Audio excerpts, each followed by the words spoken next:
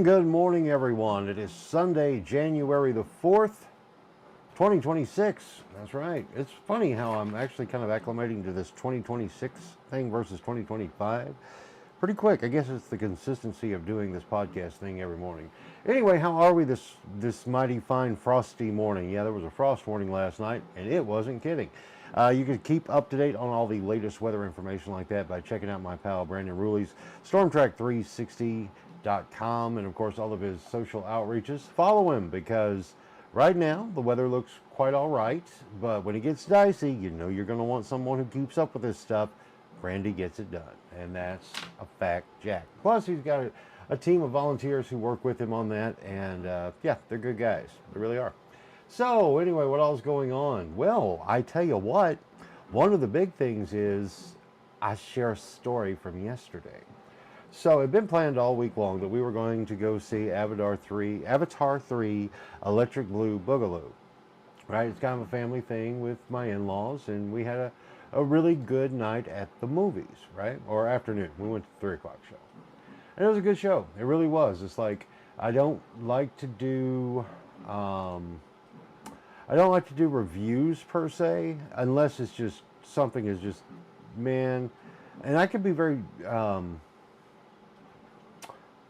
middle of the road when it comes to like talking about these sorts of things. But I can tell you, that was an enjoyable watch. It really was. Now, the thing has a run time of like 3 hours and 20 minutes-ish, but it didn't feel like it, which is saying a lot, because in this world of sitting still that long, outside of going to the bathroom for miscellaneous breaks because you're in a movie for 3 hours, or over 3 hours, it was enjoyable. It really was. A lot of the visuals, of course, are spectacular. They were beautiful. It is still a cartoon of sorts, but guess what? It didn't feel like it. I mean, the universe world that James Cameron built with that franchise is very, very good. And again, it didn't feel like 3+ hours in a movie. So that's very admirable, and I tip my hat. And it's, if you have a theater that you enjoy watching a movie at, totally a theater movie. But, you know, that's just my 2 cents on it. Do what you will. But it was enjoyable. I'll leave it at that. So I've got the thing pinned up here and getting comments ready to be observed so I don't miss anyone.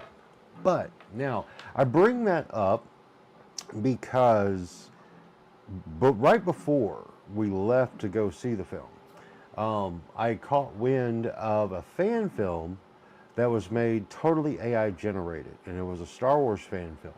And let's see if I can do this to where, let me do it like this. Do it like this. I'm going to come back over here and get it pulled up. Anyway, a Star Wars fan film, 100% using AI tools. And I can tell you, whoa, whoa, whoa, whoa. The world has changed in the craziest of ways. Let me pull this thing up on the screen. Where are you? I'm looking in my history. Apparently I had a lot more. I was, well, at least tapped or tagged. There it is. It's called Beggar's Canyon. Lucky Jawas don't like to read. The audio. All right, that's muted. All right, let me pull this in. Okay, now dig this. Again, it's not perfect, but it's only going to get better from here. Look at this. This is just wild. 100% AI generated. And so here I am, before we go see Avatar 3, Electric Blue Boogaloo, and I'm watching Luke Skywalker from 1980, but not. Yeah, look at that. Again, I am absolutely blown away. There's some clunky aspects of it, but here's the thing. This is like one-ish person, I guess, or even if there's a handful of people working out of their home, coming up with this stuff using AI tools. And frankly, if you didn't know that this wasn't maybe some deleted scenes from the original Star Wars trilogy, now that one you can definitely see the CGI, but then again, you can see that in the actual films. But it's absolutely fascinating. Let's get a little deeper in here. Those wide shots are great. Again, 100%. Let's go back. Look at that. Okay, there's the bird. That matters in a few. Look at that. Look at that. 100% AI generated image of Luke Skywalker. from circa 1980.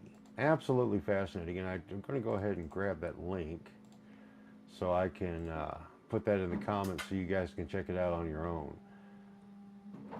But wow, wow. So what does this mean? This means to me that when it comes to, let's see, hey, you had to come looking for me, of course, because Facebook is funny.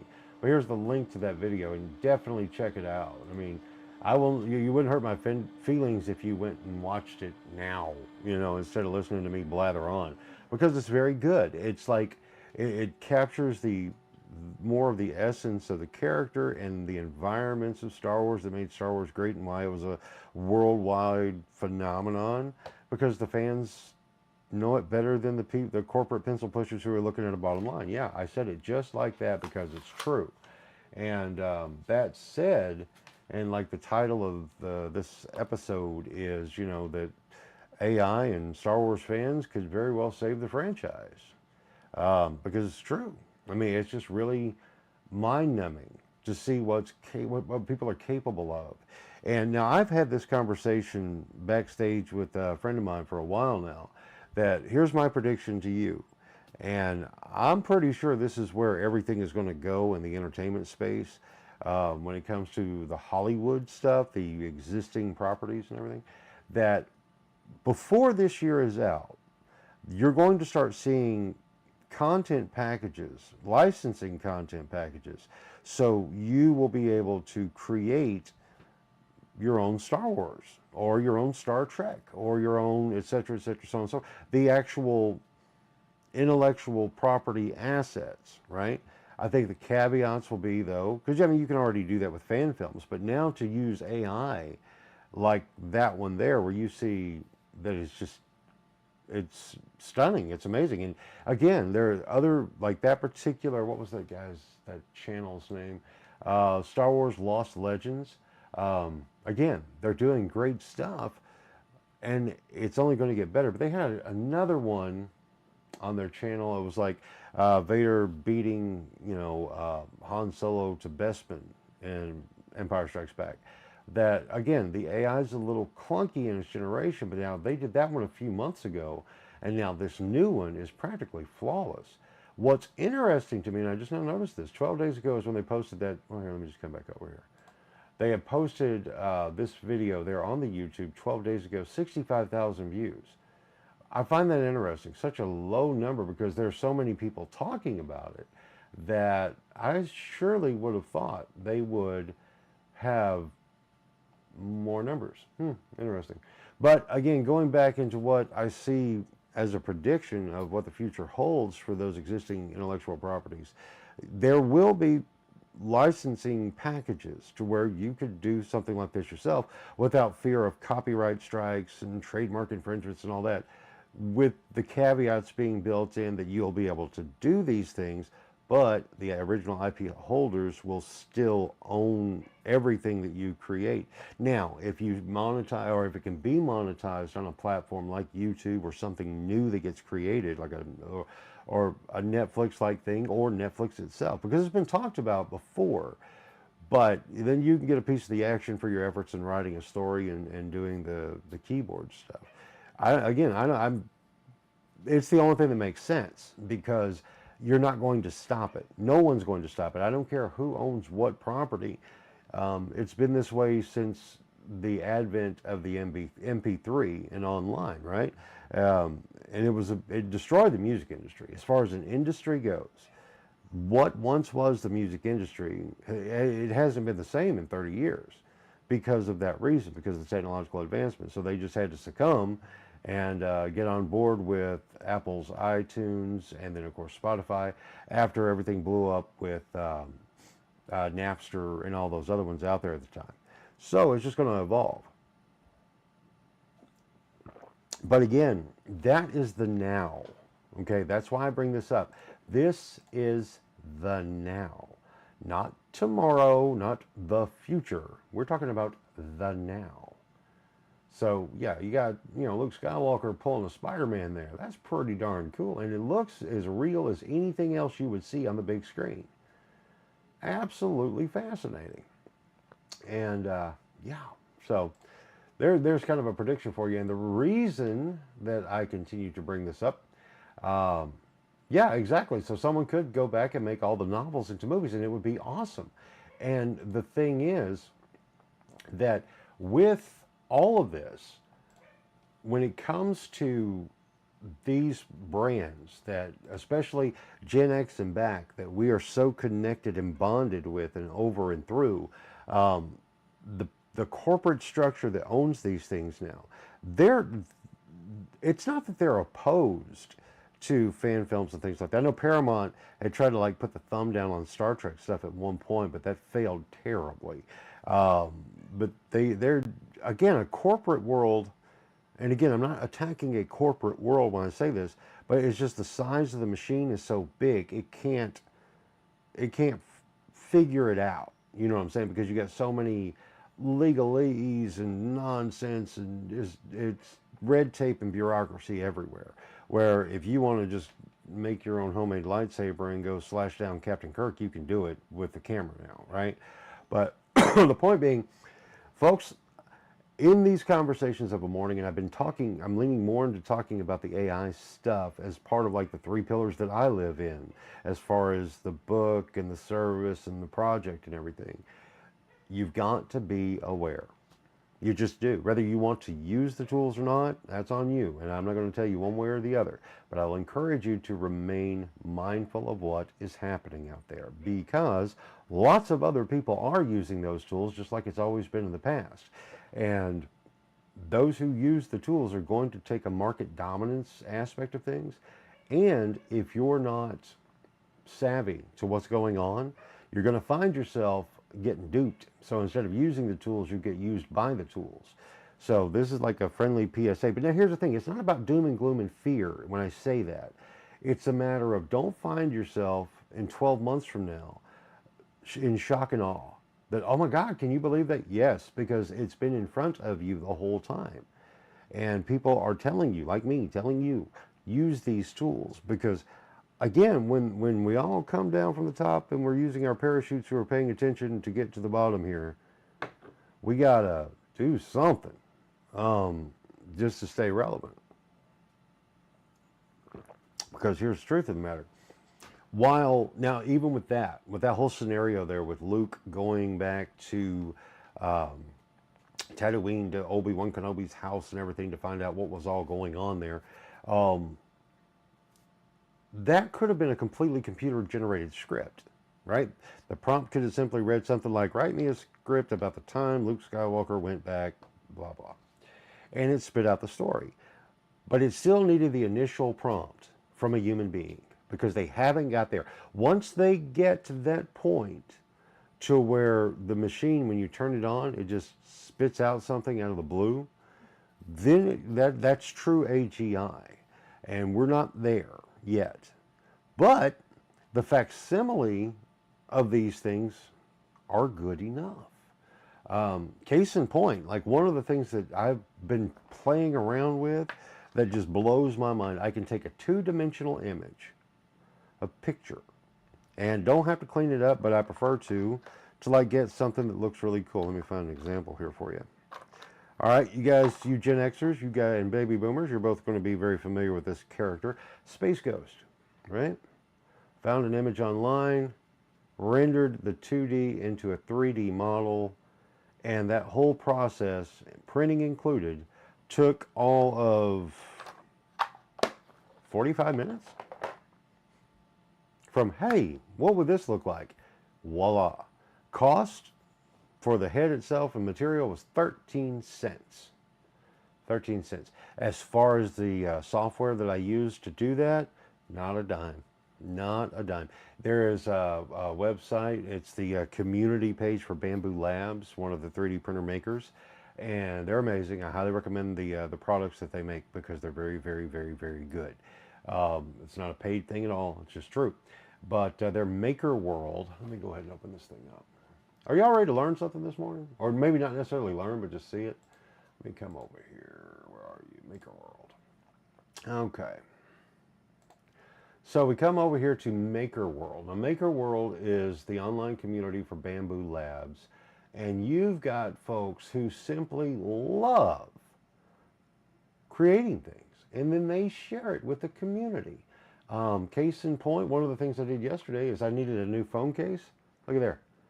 For the iPhone 14 Plus, just printed it right off. My last one was too. Just that simple. Now think about that. Then also there's, what do I do with it? Well, I've got a tray, just a coin tray. Can you run out and go get a coin tray type thing for $1? Absolutely you can. But how much more convenient it is that you can just find it. It's a free model. You hit it, click a couple buttons, and voila, you got a coin tray that can catch all kinds of stuff. See? Nice and simple. We now live in the Star Trek replicator world on a lot of things, but with Maker World, again, there are things that are already built in here, like at Maker Lab. Dig this. You can do this. I don't think you have to have an account per se to sign up for it, but now there are like credits up here. But I had a lot of credits stacked up from when I bought my machine that I didn't know what to do with it. But anyway, but you can come in here, and these AI assisted tools, like you can take an image and turn it into a bobblehead, and it works great. The excuse me, things like the make a light box thing. Like I did this. Dig this. Now I did this like shortly after Ace Frehley had passed away, but I found an image of the Ace of Hearts with Ace Frehley's signature, and then I converted it into a box, and you can open the lid and stuff. Ta-da! There. Hey, look, Ace is in there. Ta-da! Seems kind of cryptic right now, but you know what I'm saying. The point is, you dream it, you can build it now. You can do it. Absolutely. If you can't do it, there's plenty of tutorial videos and things like that, which lends to another aspect to think about. The education system as we have known it is never going to be the same again.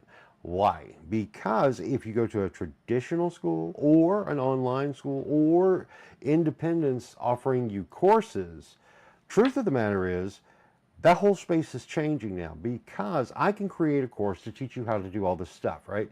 And you're like, okay, cool. I like Jim telling me how to do it. That's great. But I would charge you money for that, right? Because if not, well, then I can't afford to stay on the planet, because we have to pay rent to be on the planet.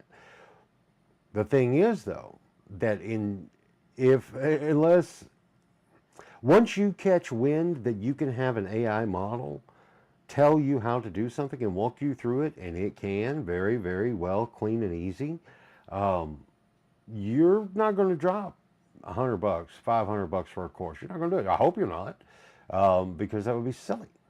So it's an interesting time and terrain where we are. And I'm just wanting to hopefully do my part in educating folks on how this stuff works. And hi, there's Alicia, and there. I'm just clicking lots of likes because I'm glad you guys are watching this morning. Because again, we're in a very interesting space. It is truly the biggest paradigm shift for human society in over 100 years. The Industrial Revolution was massive. Like, okay, for instance, the other morning I was out, or it might have been in the evening, one or the other. But as I was driving to where I was going, nothing significant, just cruising through town for something. Can you imagine a time when there weren't electric lights twinkling in the hills? Think about that. The best you might have would have been candlelight or little lanterns. But otherwise, everything is completely dark. Completely dark. And that's not that long ago. And where we are now, where you're going to see lights everywhere. As I remember the first time I came to Harrison, and it was late, and I'm talking like a couple of decades ago now. And whenever you like going through Marshall is a great example. Or like when you're coming up on Marshall and you're riding down 65, and then when you crest that one curve, and then you can look down to sort of like the valley perspective, and all the lights there. It makes it look like a massive something. There's all these lights. And then it's just little Marshall. But at one point you wouldn't have seen anything. It would have been darkness until the full moon was out, and then you got a better shot of seeing anything. It's fascinating. Well, this is just how my head works. You do you. But to think about that, at one point less than, we'll say 150 years ago, that at night it was truly dark. Truly, truly, truly dark. Yeah, it's amazing. And so, but to Bud, I say to you, my friends, what we've got to do, and to everyone, and Damien, I'm picking on you just a little bit, but like, no, don't want anything to. I understand. I get it. I've been a part. The one time that I myself was very much opposed to a technological advancement was when digital editing came into the production room. That was a big deal, and like I said, that was 1995 where it was really in. And the program of choice at the time was Cool Edit Pro, and Cool Edit Pro was truly amazing. But damn, was it scary because it changed everything. Instead of having your tape decks and cart machines and all this, you still had to, once again, you had to take that source material and put it into the machine to then manipulate it like you would with a blade and a block and the multi-tracks and all that. And it made it better. But I fought it at first. Not for long though, because once I got my hands in there, and then I realized that not only could I do 2-track editing or 4-track editing, I could go infinite tracks. And it was amazing. And then as I continued to use it, I realized, wait, I don't need to go 4-track or 8-track or 16-track. I could use 2 tracks, but I've got the ability to move things around on the screen. I need this little piece right here, and I could just put it there. Where before, and this is true, it was like it's like there was one piece of something inside of an audio recording, and well, 7.5 inches per second is how much tape it would take, right? You know, a 1/4 inch roll-to-roll tape, 7.5 inches. And so say you need to cut out, and that's per second, okay? 7.5 inches per second. So you had like a 10-second piece, so you could do the math, that's 70 inches that you would have to cut the start, cut the end, and then tape the piece up on the wall. You use a little grease marker to mark what it was, so you wouldn't forget, because if you didn't mark it, you wouldn't know what it was. And then you tack it on the wall in case you needed to come back to it. Oh my God. And I was actually wanting to keep that in play. That was dumb. And so, and we're here again. And for the sake of whatever history lesson matters, Cool Edit Pro was actually acquired by Adobe, and now I don't even know what. Well, then it became Adobe Audition, and then they rebranded again in the cloud. What the hell they call it now? I don't use it anymore, because once Adobe got a hold of it, it did not work as well. Once the big guy bought the little guy out, and they made their little tweaks, well, it just wasn't great. So moved on to other things. And there are 1,000,000,001 different things. That's the thing about this AI thing and intellectual properties and copyrights. Okay, now if you went to do a search right now to find out about the status of what I'm talking about in licensing these properties, like you would, okay, like, oh hell, you bought a toy, right? This was a gift from my brother-in-law, Derek. Everything is fine. Everything is fine. But, all right, that licensed property, right? But you buy this thing and you can do what you want with it. They own the rights and so on. Like he buying this, given to me as a gift. Now this is a licensed, copyrighted, trademarked image for this little fire doggy thing that everything is fine. Now this is mine, right? Sorta.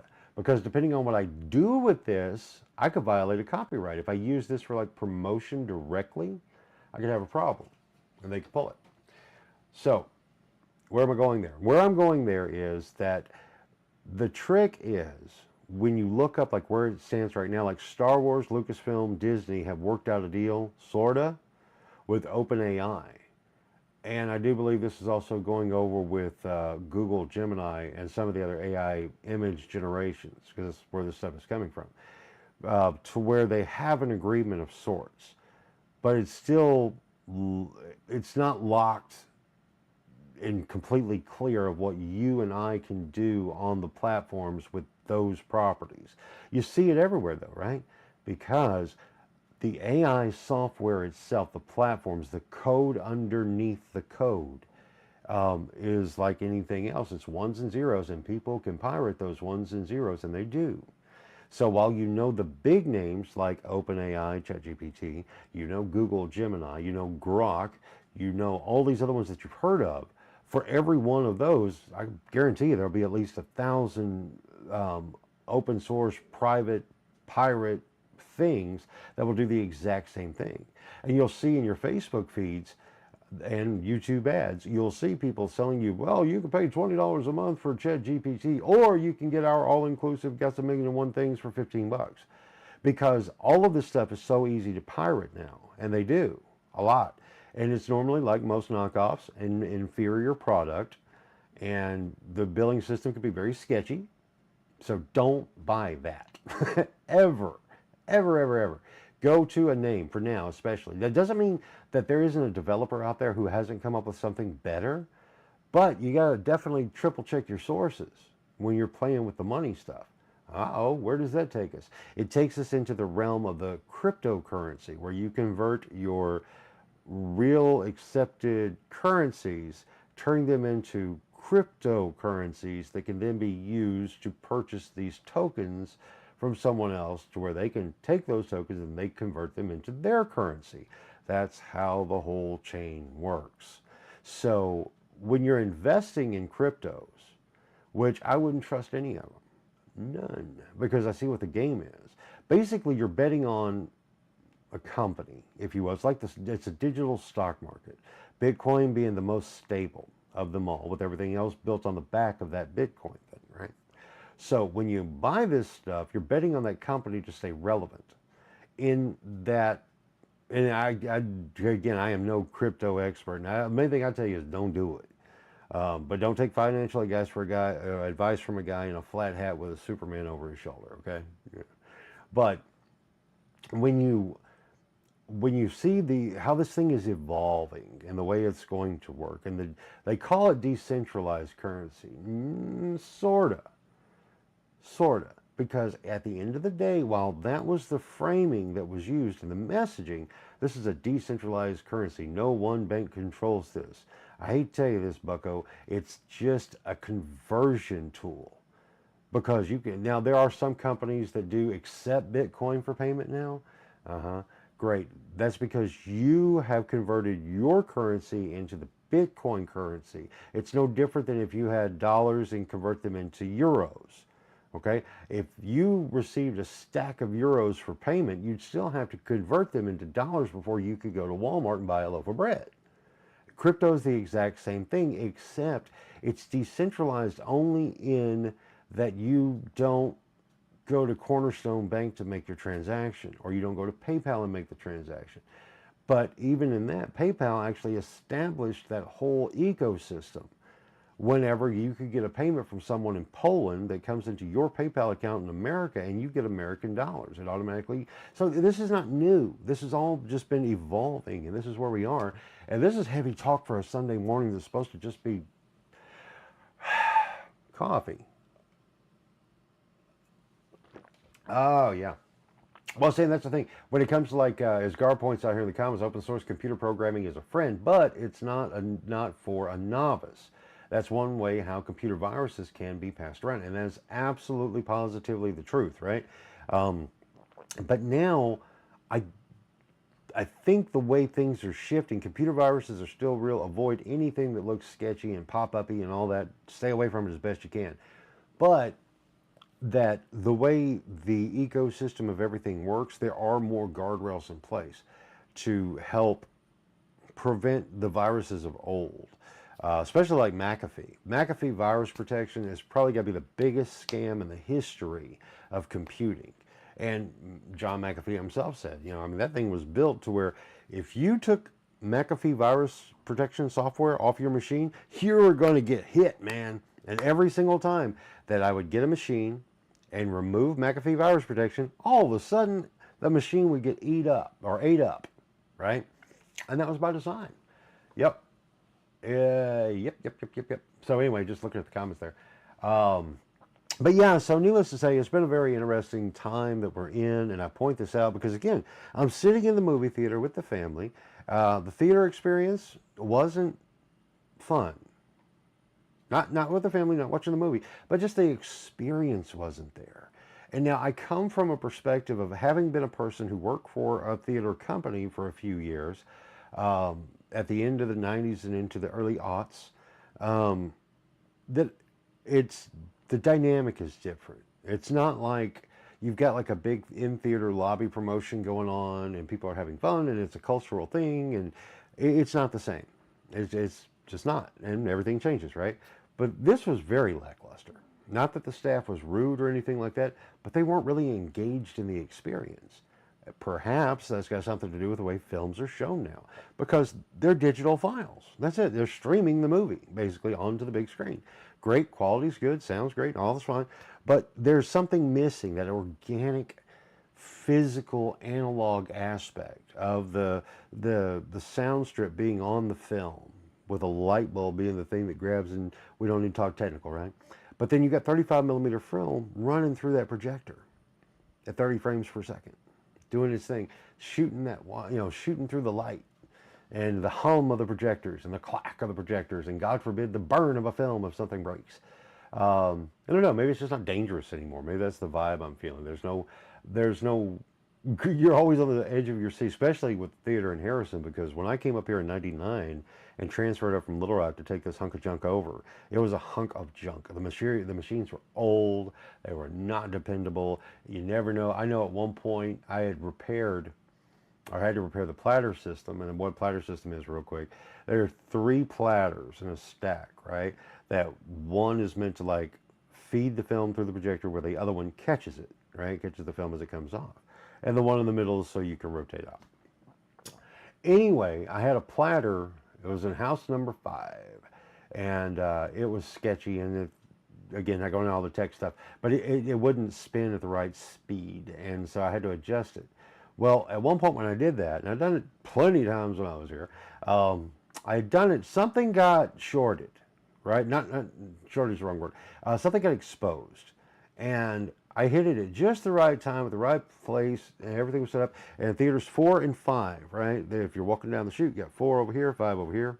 And so I was walking through, and I guess the air temperature was just right, and conditions or whatever. That damn thing arced and knocked the hell out of me. It was fun.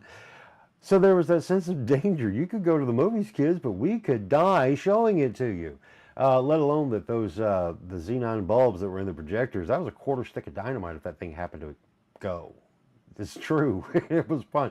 Like back in the day, like when we had to dispose of bulbs once they came to end of life, we would have to go, like, I didn't do it here. Here we would do it on the ground because there wasn't a good roof access. But like in Little Rock at the Windsong, we'd go up on the roof and then throw them down into the dumpster, and then they would explode, right? But they were at end of life, so it wasn't as big an explosion. And again, it's not like it's a UID on the side of the road or anything like that. But again, the sense of danger is not there either. Everything is just so, but things change and things evolve, and they're going to. Like the theater experience, I don't know how much longer that's going to exist. When you're just getting a streamed movie on the big screen, where you can go to Walmart right now and get, what, a 75-inch television for, what, $300? I mean, do you have a wall big enough for that? I mean, wow, that's a lot of TV, man. And when you think about it relatively, if you're sitting in the movie theater, and from your perspective, from where this big giant screen is, it's no different than a 75-inch television on your wall. And you can design your sound however you want. A theater will have atmosphere, big sound, big picture. Yeah, see, but that's the thing. They're just not the same. I don't know. It's just different. All right, guys, it's 8:33. I got to run real quick, and it's been fun. I want you to think about what I said. Go watch that Beggars Canyon thing. Understand that it's 100% AI generated from look and sound and feel. Nuts. Totally nuts. But, yeah, I got to scoot. It's the thing I need to do, but it's been fun, and we'll do it again tomorrow morning for Monday, where we'll make the week so much better because we had coffee together.